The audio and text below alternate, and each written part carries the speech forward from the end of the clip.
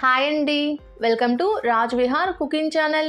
ఈరోజు మనము దొండకాయలతోటి మంచి గ్రేవీ కర్రీని ఎలా తయారు చేసుకోవాలో చూపిస్తాను. ఇలా దొండకాయలతోటి గ్రేవీ కర్రీ తయారు చేసుకుంటే చపాతీ, అన్నం ఎందులోకైనా టేస్ట్ అయితే చాలా బాగుంటుందండి. ముందుగా స్టవ్ ఆన్ చేసి ఒక ప్యాన్ పెట్టుకొని ప్యాన్ కొంచెం హీట్ అయిన తర్వాత ఇందులో 2 టేబుల్ స్పూన్లు వేరుశనగపప్పు, 1 టేబుల్ స్పూన్ ధనియాలు, 1/2 టేబుల్ స్పూన్ జీలకర్ర వేసుకొని 1 నిమిషం పాటు ఫ్రై చేసుకోవాలి.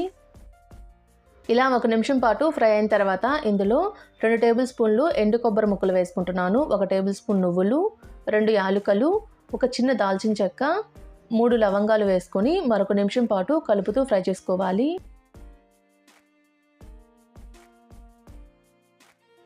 ఇలా ఫ్రై చేసుకొని స్టవ్ ఆఫ్ చేసి వీటిని పూర్తిగా చల్లారనివ్వండి. బాగా చల్లారిన తర్వాత ఒక మిక్సీ జార్లో వేసుకొని మెత్తటి పౌడర్లా గ్రైండ్ చేసుకోవాలి. ఇలా గ్రైండ్ చేసుకుంటే సరిపోతుందండి. ఇలా గ్రైండ్ చేసుకుని దీన్ని పక్కన ఉంచుకోండి.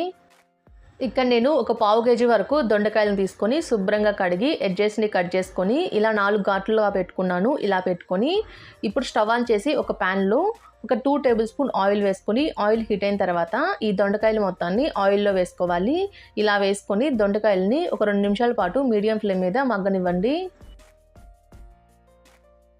ఇలా దొండకాయలని 2-3 నిమిషాల పాటు మీడియం ఫ్లేమ్ మీద ఫ్రై చేసుకుంటే ఈ దొండకాయలు కొంచెం మగ్గుతాయండి. ఇప్పుడు వీటి మొత్తాన్ని ఒక గిన్నెలో వేసుకొని వీటిని పక్కన ఉంచుకోండి.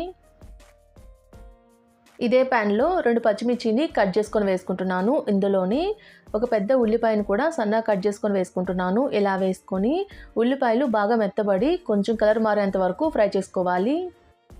ఇందులోనే కొన్ని కరివేపాకు రెబ్బలను కూడా వేసుకొని ఫ్రై చేసుకోవాలి.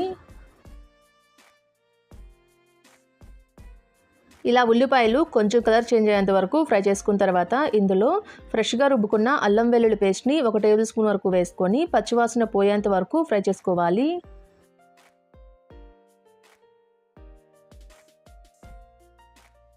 ఇలా పచ్చివాసన పోయేంత వరకు ఫ్రై చేసుకున్న తర్వాత ఇందులో 2 పెద్ద టమాటాలని సన్నగా కట్ చేసుకొని వేసుకుంటున్నాను. ఇలా వేసుకొని టమాటాలు బాగా మెత్తగా మగ్గేంత వరకు ఫ్రై చేసుకోవాలి.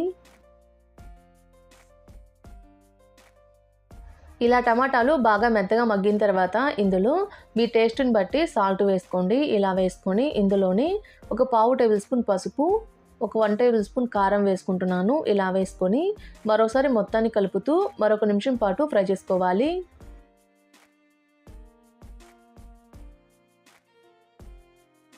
ఇలా ఫ్రై అయిన తర్వాత ఇందులో మనం ముందుగా గ్రైండ్ చేసుకొని పెట్టుకున్న మసాలా పౌడర్ని వేసుకుంటున్నాను. ఇలా వేసుకొని మొత్తాన్ని కలిసే విధంగా ఓసారి కలుపుకోవాలి.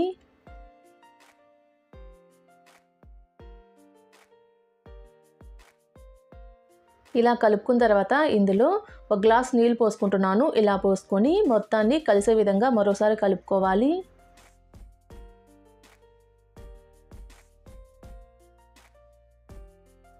ఇలా కలుపుకున్న తర్వాత ఇందులో మనం ముందుగా వేయించుకొని పెట్టుకున్న దొండకాయలను వేసుకుంటున్నాను. ఇలా వేసుకొని ఓసారి మొత్తాన్ని కలిసే విధంగా కలుపుకోవాలి. ఇలా కలుపుకున్న తర్వాత దీని మీద మూత పెట్టి ఒక 10 నుంచి 15 నిమిషాల పాటు మీడియం టు లో ఫ్లేమ్ మీద ఉడికించుకుంటే దొండకాయలు బాగా మెత్తగా ఉడుకుతాయండి.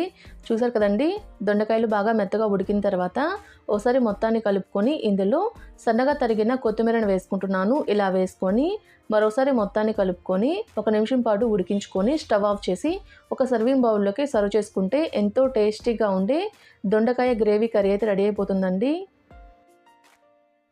ఇలా రెడీ చేసుకున్న గ్రేవీ కర్రీ అన్నం, చపాతీ ఎందులోకైనా టేస్ట్ అయితే చాలా బాగుంటుందండి. మీరు కూడా ఒకసారి డెఫినెట్గా ట్రై చేయండి. ఎలా వచ్చిందో నాకు కామెంట్ చేయండి. మా వీడియో మీకు నచ్చినట్టయితే మా ఛానల్ని సబ్స్క్రైబ్ చేసుకోండి. Thanks for watching.